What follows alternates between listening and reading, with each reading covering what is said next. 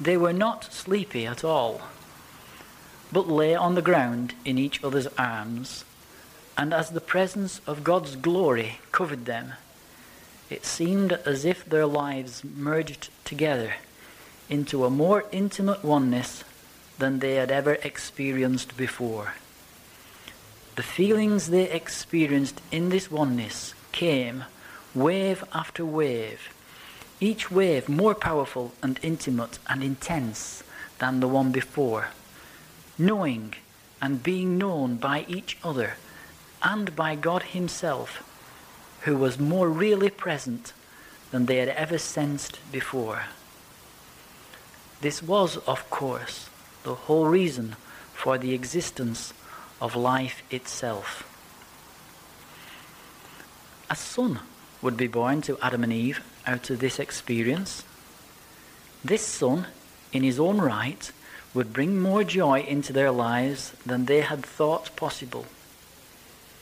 Before their time on earth was finished, they would enjoy that same experience, though it would be uniquely different each time, more than 1,000 times, as other sons and daughters were conceived and born to them.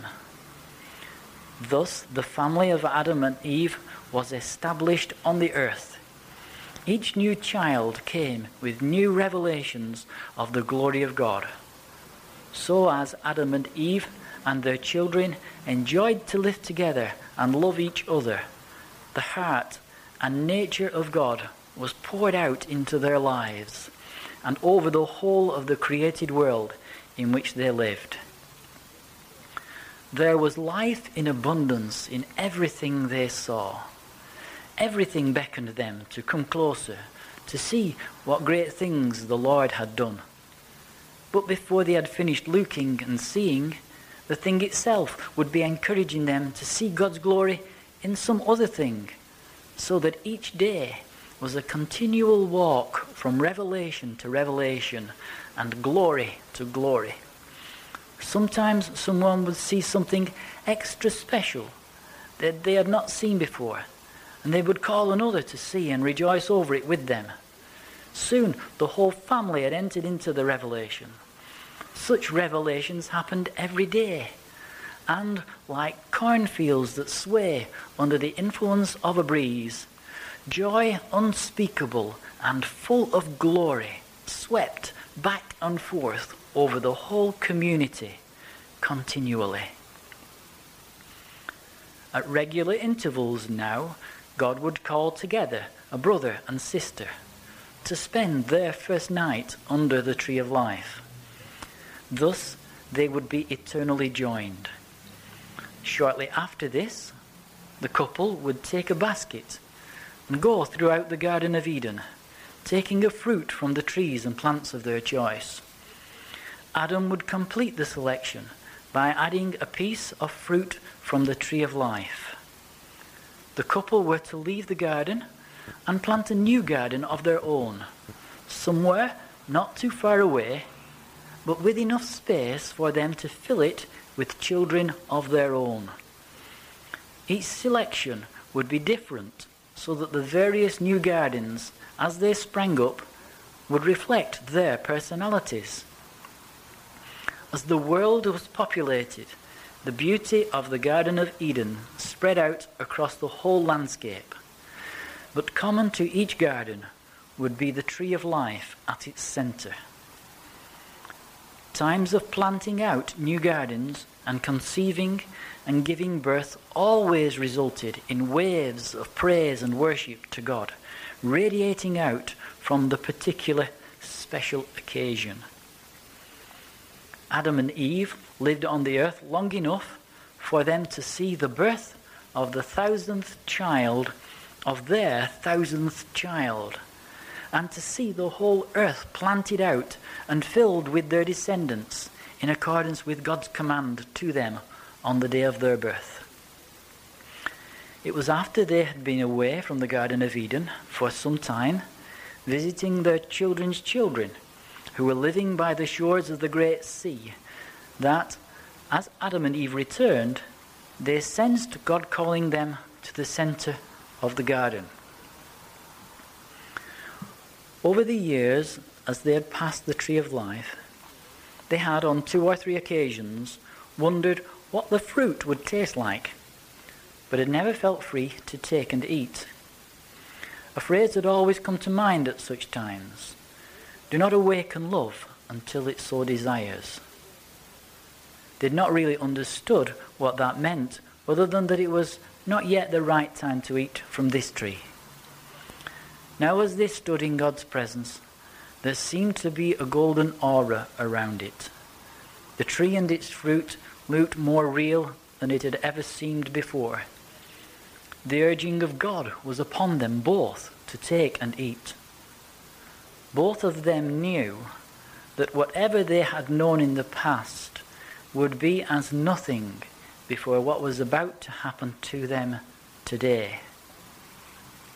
Adam took a piece of fruit and gave it to Eve, and she did the same for Adam, and together they began to eat. It happened quite slowly as each finished eating the fruit, starting from their stomachs and working its way out to the rest of their bodies. They were being filled with a love for each other and their children and God, 1,000 times more intense than they had ever known before. As they looked adoringly at each other in the light of the golden radiance from the tree, their desire for each other increased, and they fell into each other's arms in a loving embrace with kisses. They had begun to feel that their bodies were becoming as heavy as gold, which they thought was just as well, because otherwise they would surely have started to float off the planet. But that, of course, is what began to happen next. It was at the point where their feet were just beginning to leave the ground that they noticed that their children had gathered round to watch this new event. Not just their children, you understand, but their children's children. In fact, every child that had ever been born was there, looking on in awe at what was happening to their parents. They were gathered round as far as the eye could see. Farther out were the animals who had come too. They had been given to know that this would be the last time they would see Adam and Eve on the earth, and that God was taking them on to new wonders and revelations of his love. Starting with the youngest children, a cheer began to rise. It was picked up by the adults, and then the animals and birds joined in, so that there was such a roar that the earth itself trembled under their feet. It would be many days before this party ended. For Adam and Eve, the garden had been left below, and with it the tree of life. The golden aura, however, remained, and though they felt their bodies to be as heavy as gold, it was as if they were falling upwards into the source of the aura, which they now understood to be coming from the pure heart of God. As they came nearer to the source of the aura, they felt a change taking place in their bodies. As it had been with Adam when he first awoke, so it was now. They did not need to look to see what was happening. They felt it. They knew it. They were, in fact, becoming one. There are no earthly words to describe what their body was now like. To talk of light, rainbows, stars, fireworks or waterfalls, fountains, thunder or lightning would not help at all. They were no longer in each other's arms. They were in each other's hearts. And that heart was filled with all the wisdom and knowledge and power and love of God, or at least as much as it could bear at that moment. They had no eyes, yet nothing in all the universe was hidden from them. They had no ears, but they could hear the tiniest squeak of a mouse down in the garden. They had no feet, yet they could travel from one end of creation to the other as fast as thought. They had no hands, yet no mountain was too heavy for them to weigh, or butterfly wings so fine that they could not stroke it. They had no mouth, but they only had to say the word, and it would be done.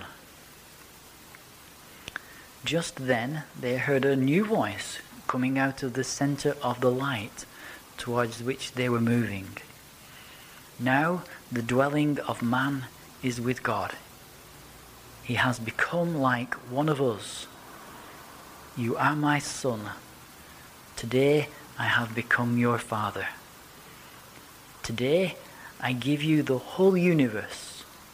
Rule over it, fill it and subdue it. Go in my name. That day, God gave them a new name. It has no meaning in our world. It is for that other time and that other place.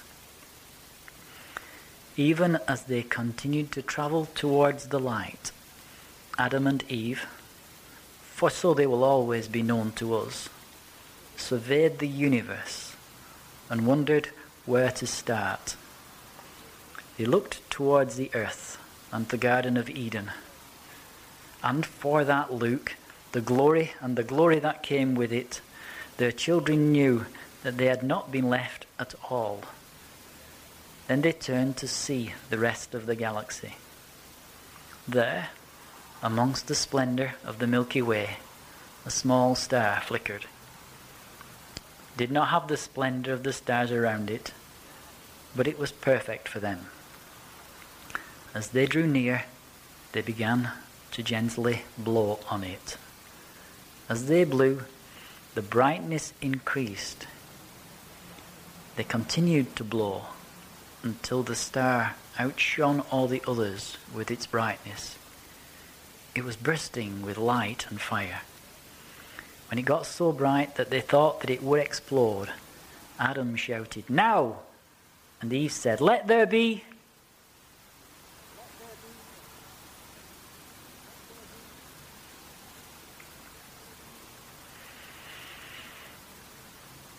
As time went by, Adam and Eve were joined by others of their family who were graduating from earth to take their place in the heavens on their eternal journey into the heart of God. This story is, of course, only a possible story of what might have been. It did not happen and will not happen. What will happen, however, will be something even more glorious, because, as God has said, no eye has seen, no ear has heard, no mind has conceived what God has prepared for those who love him. Amen. Even so, Lord, come.